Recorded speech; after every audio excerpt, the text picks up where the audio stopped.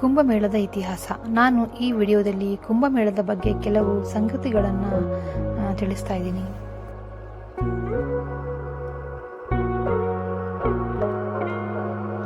ಕುಂಭಮೇಳವು ತನ್ನದೇ ಆದ ಧಾರ್ಮಿಕ ಪ್ರಾಮುಖ್ಯತೆಯನ್ನು ಹೊಂದಿದೆ. ಇದು ಪ್ರತಿ 12 ವರ್ಷಗಳಿಗೊಮ್ಮೆ ನಡೆಯುತ್ತದೆ.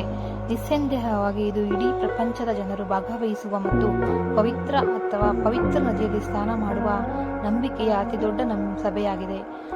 ಆದರೆ ಕುಂಭದ ಅರ್ಥವೇನು? ಅದನ್ನು ಏಕೆ ಆಚರಿಸಲಾಗುತ್ತದೆ? ಕುಂಭಮೇಳವನ್ನು ಯಾರು ಪ್ರಾರಂಭಿಸಿದರು? ಕುಂಭಮೇಳದ ಕಥೆ ಏನು ಎಂದು ನೀವು ಎಂದಾದರೂ ಯೋಚಿಸಿದ್ದೀರಾ? ಈ ಲೇಖನದ ಮೂಲಕ ನಾವು ಅಧ್ಯಯನ ಮಾಡೋಣ. ಹಿಂದೂ ಪುರಾಣಗಳ ಪ್ರಕಾರ ಕುಂಭಮೇಳವು ಒಂದು ಪ್ರಮುಖ ಮತ್ತು ಧಾರ್ಮಿಕ ಹಬ್ಬವಾಗಿದ್ದು, ಇದನ್ನು 12 ವರ್ಷಗಳ ಅವಧಿಯಲ್ಲಿ 4 ಬಾರಿ ಆಚರಿಸಲಾಗುತ್ತದೆ. ಹಬ್ಬದ ಸ್ಥಳವು ಪವಿತ್ರ ನದಿಗಳ ದಡದಲ್ಲಿರುವ 4 ಯಾತ್ರಾ ಸ್ಥಳಗಳ ನಡುವೆ ತಿರುಗುತ್ತಿರುತ್ತದೆ.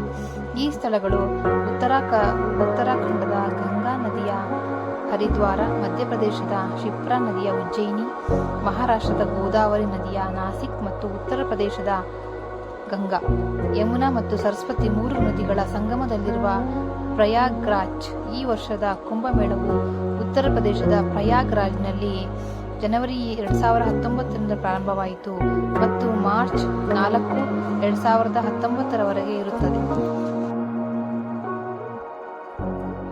ಎಂದು ನಾವು ನಿಮಗೆ ಹೇಳೋಣ. ಇದಕ್ಕೂ ಮೊದಲು 2003 ಮತ್ತು 2004ರಲ್ಲಿ ನಾಸಿಕ್ ತ್ರಯಂಬಕೇಶ್ವರದಲ್ಲಿ ಕುಂಭಮೇಳವನ್ನು ನಡೆಸಲಾಯಿತು. ಜಾಹೀರಾತುಗಳು ಸಂಬಂಧಿತ ಕಥೆಗಳು 3 ವ್ಯತ್ಯಾಸಗಳನ್ನು ಗುರುತಿಸುತ್ತವೆ. ಶೂ ಮೇಕಿಂಗ್ನಲ್ಲಿ 25 ಸೆಕೆಂಡ್ ಅನ್ನು ಸೋಲಿಸಿ ಸವಾಲು ಮತ್ತು ಸಾಂಸ್ಕೃತಿಕ ಮಾನವಕೂಟ. 48 ದಿನಗಳ ಅವಧಿಯಲ್ಲಿ ಕೋಟ್ಯಾಂತರ ಯಾತ್ರಿಕರು ಪವಿತ್ರ ನದಿಗಳಲ್ಲಿ ಸ್ನಾನ ಮಾಡುತ್ತಾರೆ. ಪ್ರಪಂಚದಾದ್ಯಂತ ಭಕ್ತರು, ಮುಖ್ಯವಾಗಿ ಸಾಧುಗಳು, ಸಾಧ್ವಿಗಳು, ತಪಸ್ವಿಗಳು, ಯಾತ್ರಿಕರು ಮುಂತಾದವರು ಈ ಮೇಳದಲ್ಲಿ ಭಾಗವಹಿಸುತ್ತಾರೆ. ಕುಂಭಮೇಳದ ಇತಿಹಾಸ. ಕುಂಭಮೇಳವು ಕುಂಭ ಮತ್ತು ಮೇಳ ಎಂಬ 2 ಪದಗಳಿಂದ ಮಾಡಲ್ಪಟ್ಟಿದೆ. ಪುರಾಣಗಳೆಂದು ಕರೆಯಲ್ಪಡುವ ಪುರಾತನ ವೈದಿಕ ಗ್ರಂಥಗಳಲ್ಲಿ ವಿವರಿಸಿದಂತೆ ದೇವತೆಗಳು ಮತ್ತು ರಾಕ್ಷಸರು ಹೋರಾಡಿದ ಅಮೃತ ಪಾತ್ರೆಯಿಂದ ಕುಂಭ ಎಂಬ ಹೆಸರು ಬಂದಿದೆ. ಮೇಳ ನಮಗೆಲ್ಲರಿಗೂ ತಿಳಿದಿರುವಂತೆ ಸಂಸ್ಕೃತ ಪದವಾಗಿದ್ದು ಸಂಗ್ರಹ ಅಥವಾ ಬೇಟೆ ಎಂದರ್ಥ. ದಂತಕಥೆಗಳನ್ನು ಚಿತ್ರಿಸಲಾಗಿದೆ. ದೇವತೆಗಳು ಮತ್ತು ರಾಕ್ಷಸರು ಕಾರ್ಯವನ್ನು ಪೂರ್ಣಗೊಳಿಸುವ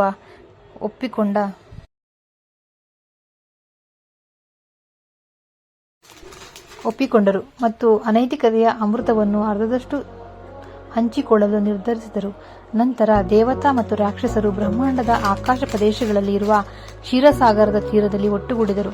ಕ್ಷೀರಸಾಗರದ ಮಂಥನವು ಮಾರಣಾಂತಿಕ ವಿಷವನ್ನುಂಟು ಮಾಡಿತು. ಅದನ್ನು ಭಗವಾನ್ ಶಿವನು ಪರಿಣಾಮ ಬೀರದೆ ಕುಡಿದನು. ವರ್ಷಗಳ ನಂತರ ಅನೇಕ ಅಡೆತಡೆಗಳನ್ನು ದಾಟಿದ ನಂತರ ಧನ್ವಂತರಿ ತನ್ನ ಕೈಯಲ್ಲಿ ಅಮರತ್ವದ ಅಮೃತದೊಂದಿಗೆ ಕಾಣಿಸಿಕೊಂಡಳು.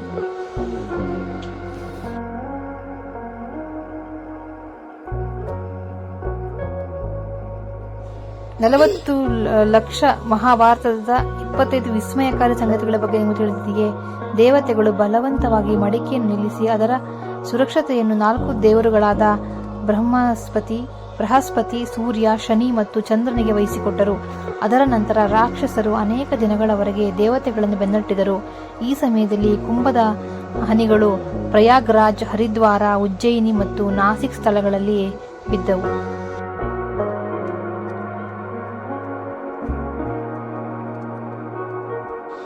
ಅಂದಿನಿಂದ ಈ 4 ಸ್ಥಳಗಳನ್ನು ಅತೀಂದ್ರಿಯ ಶಕ್ತಿಯನ್ನು ಪಡೆದುಕೊಂಡಿವೆ ಎಂದು ನಂಬಲಾಗಿದೆ. ಕುಂಭಕ್ಕಾಗಿ, ಅಂದರೆ ದೇವರು ಮತ್ತು ರಾಕ್ಷಸರ ನಡುವಿನ ಪವಿತ್ರ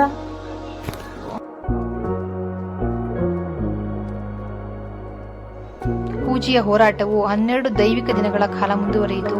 ಇದು ಮಾನವರಿಗೆ 12 ವರ್ಷಗಳನ್ನು ದೀರ್ಘವಾಗಿಸುತ್ತದೆ ಎಂದು ಪರಿಗಣಿಸಲಾಗಿದೆ. ಅದಕ್ಕಾಗಿಯೇ ಕುಂಭಮೇಳವನ್ನು 12 ವರ್ಷಗಳಿಗೊಮ್ಮೆ ಆಚರಿಸಲಾಗುತ್ತದೆ ಮತ್ತು ಮೇಲೆ ತಿಳಿಸಿದ ಪವಿತ್ರ ಸ್ಥಳಗಳು ಅಥವಾ ಪವಿತ್ರ ಸ್ಥಳಗಳಲ್ಲಿ ಸಭೆ ನಡೆಯುತ್ತದೆ. ಈ ಅವಧಿಯಲ್ಲಿ ನದಿಗಳು ಅಮೃತವಾಗಿ ಮಾರ್ಪಟ್ಟಿವೆ ಎಂದು ಹೇಳಲಾಗುತ್ತದೆ ಮತ್ತು ಆದ್ದರಿಂದ ಪ್ರಪಂಚದಾದ್ಯಂತ ಹಲವಾರು ಯಾತ್ರಿಕರು ಕುಂಭಮೇಳವನ್ನು ಶುದ್ಧತೆ ಮತ್ತು ಅಮರತ್ವದ ಸಾರದಲ್ಲಿ ಸ್ನಾನ ಮಾಡಲು ಭೇಟಿ ನೀಡುತ್ತಾರೆ. ಇದು ಪ್ರತಿ 144 ವರ್ಷಗಳಿಗೊಮ್ಮೆ ಅಥವಾ 12 ಪೂರ್ಣ ಕುಂಭಮೇಳದ ನಂತರ ಬರುತ್ತದೆ. ಪೂರ್ಣ ಕುಂಭಮೇಳ ಇಂದು ಪ್ರತಿ 12 ವರ್ಷಗಳಿಗೊಮ್ಮೆ ಬರುತ್ತದೆ. ಮುಖ್ಯವಾಗಿ ಭಾರತದ 4 ಕುಂಭಮೇಳಗಳ ಸ್ಥಳಗಳಲ್ಲಿ, ಅಂದರೆ ಪ್ರಯಾಗ್ರಾಜ್, ಹರಿದ್ವಾರ, ನಾಸಿಕ್ ಮತ್ತು ಉಜ್ಜಯಿನಿಯಲ್ಲಿ ನಡೆಯುತ್ತದೆ. ಇದು ಈ 4 ಸ್ಥಳಗಳಲ್ಲಿ ಪ್ರತಿ 12 ವರ್ಷಗಳಿಗೊಮ್ಮೆ ತಿರುಗುತ್ತದೆ. ಅರ್ಧ ಕುಂಭಮೇಳ ಇದು ಭಾರತದಲ್ಲಿ ಇದು ಭಾರತದಲ್ಲಿ ಪ್ರತಿ 6 ವರ್ಷಗಳಿಗೊಮ್ಮೆ ನಡೆಯುವ ಅರ್ಧ ಕುಂಭಮೇಳ ಎಂದರ್ಥ. ಅಂದರೆ ಹರಿದ್ವಾರ ಮತ್ತು ಪ್ರಯಾಗ್ರಾಜ್ ಎಂಬ 2 ಸ್ಥಳಗಳಲ್ಲಿ ಮಾತ್ರ ನಡೆಯುತ್ತದೆ. ಸರ್ಕಾರಗಳು ಲಕ್ಷಾಂತರ ಜನರು ಆಧ್ಯಾತ್ಮಿಕ ಉತ್ಸಾಹದಿಂದ ಭಾಗವಹಿಸುತ್ತಾರೆ.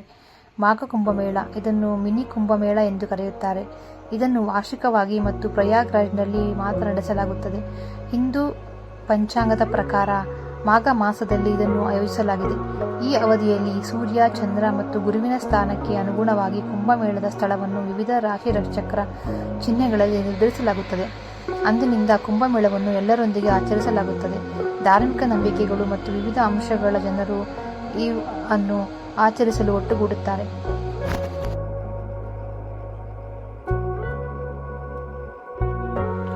ರಾವಣನ ಬಗ್ಗೆ 10 ಅದ್ಭುತ ಸಂಗತಿಗಳು. ಕುಂಭಮೇಳದ ಬಗ್ಗೆ ಕೆಲವು ಕುತೂಹಲಕಾರಿ ಸಂಗತಿಗಳು.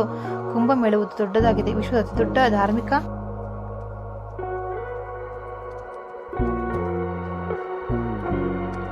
ಯಾತ್ರಾರ್ಥಿಗಳ ಸಭೆ ಎಂದು ಕರೆಯಲ್ಪಡುವ ವಿಶ್ವದ ಧಾರ್ಮಿಕ ಸಭೆಗಳು. ಕುಂಭಮೇಳದ ಮೊದಲ ಲಿಖಿತ ಪುರಾವೆಗಳನ್ನು ಭಗವತ್ ಪುರಾಣದಲ್ಲಿ ಉಲ್ಲೇಖಿಸಲಾಗಿದೆ.